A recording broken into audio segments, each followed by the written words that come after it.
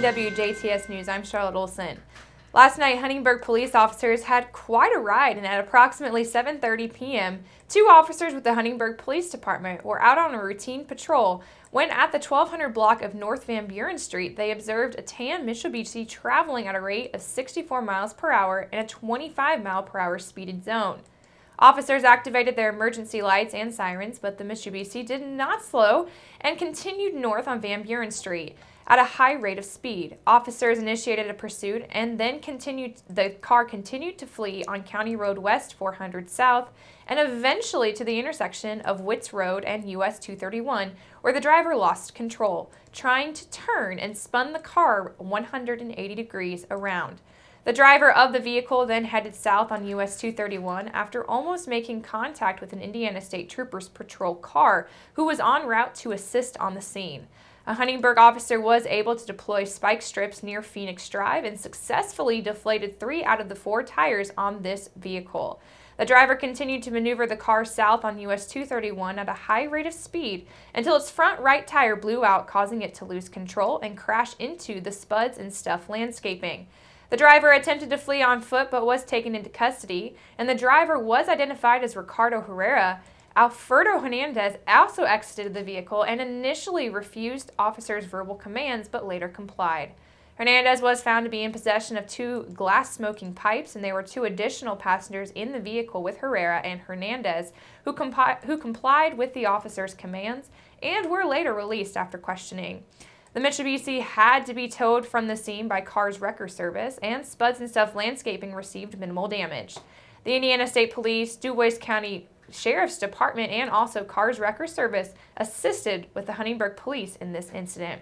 Ricardo Herrera was booked into the DuBois County Security Center on charges of resisting law enforcement with vehicle, resisting law enforcement, criminal confinement, reckless driving, driving without ever receiving a license.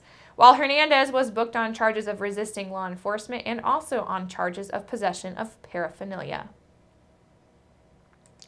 It's that time of year again. Holiday World is ramping up for its upcoming season and will be holding local auditions for the 2017 year. Auditions for singers, dancers, and country music musicians will be held on Saturday, January the 28th, beginning at 12 noon Central Time. Auditions for actors and dancers interested in portraying costume characters or serving as escorts and Santa's helpers will be held on Saturday, March 18th at 12 noon Central Time. Along with interviews for sound technicians and auditions for the Trash Impactor Show will also be conducted on March the 18th.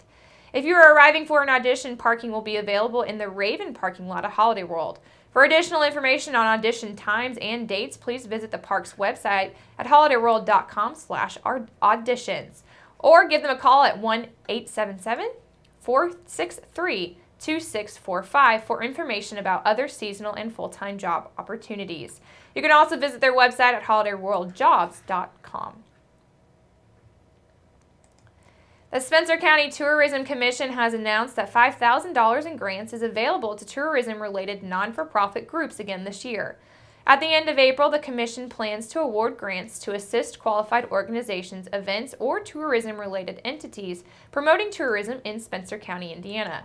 The event or project for which the grant funding is requested must increase visitor attendance from outside the immediate area.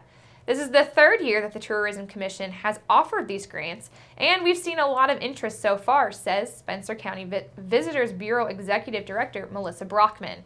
As more non-for-profit groups are learning about this local opportunity, we will be able to continue to enhance tourism promotions and development for Spencer County. The Spencer County Visitors Bureau is the office of Spencer County Tourism Commission. Visitors Bureau staff are available to educate local organizations and tourism-related entities about this grant program.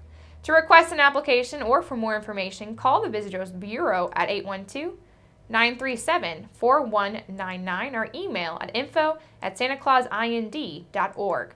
Completed applications must be received no later than March 31st, 2017.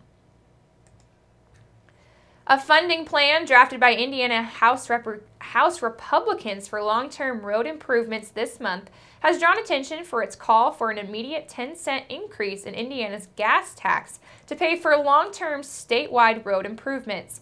The state of Indiana currently has an 18 cents per gallon gasoline tax. With the proposed tax increase, Hoosiers could be paying just under 30 cents a gallon in gas taxing.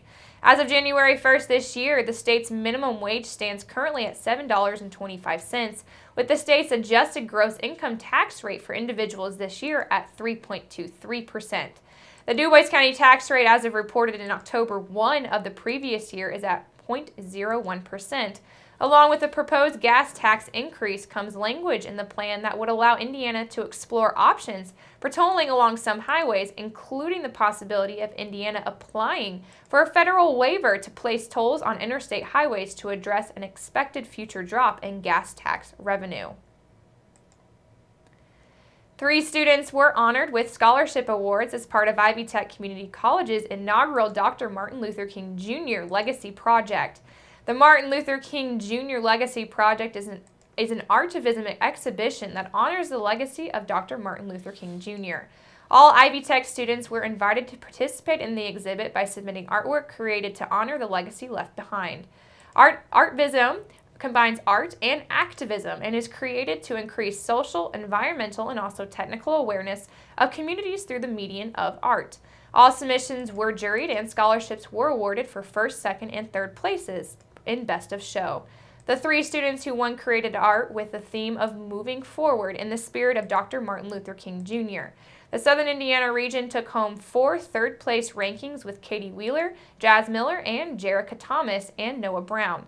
The MLK Jr. Legacy Project, which features the winners plus other submissions, will tour to Ivy Tech campuses across the state for an 8-week period beginning on January the 17th.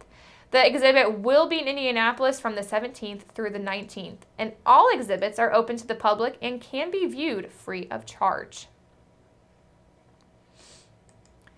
Perry Central Junior-Senior High School has been awarded a prestigious recognition as an early college high school.